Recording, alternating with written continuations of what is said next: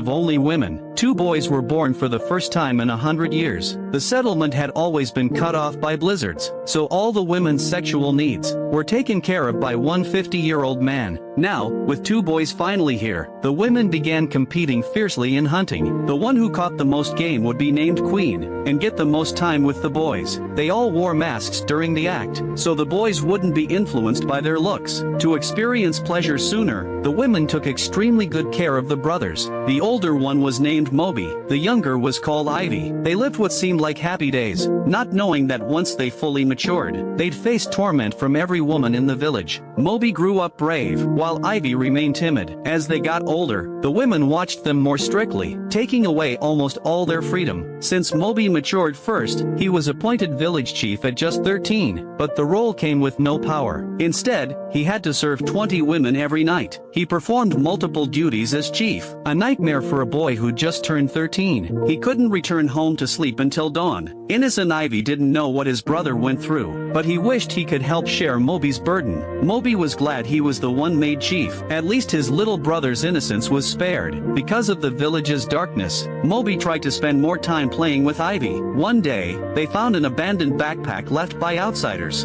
Inside were modern items and a magazine. That's when they realized there was more to the world than their village. There were big cities out there. They also heard stories of a mysterious monster detective named Hidden God. Moby started forming a plan. He promised Ivy that when he was a little older, he'd take him away from this place, but he never expected that just days later, Ivy would also show signs of becoming a man. Moby told his brother to keep it a secret, or he'd suffer inhuman treatment. That night, Moby gathered all the women. He offered them a deal. He would work hard to satisfy every woman in the village, but only if they let Ivy leave safely. If they refused, he would end his life right there. Not wanting to lose their only mature male, the women agreed. The next day, they stood at the village entrance. Moby told Ivy to head south. That's where he'd find Hidden God's detective agency. Watching Ivy walk away, Moby finally felt relief. He knew he could never escape this village, but at least his brother wouldn't have to endure the same fate. But what he didn't expect was that right after Ivy left, the tribe sent hunters to track and kill him. When Moby found out, he rushed furiously to confront the queen. But how could a 13-year-old boy defeat women who hunted every day? In that moment, Moby felt completely hopeless. He was sure Ivy had been killed. He decided to make the whole village pay. Moby broke free from his restraints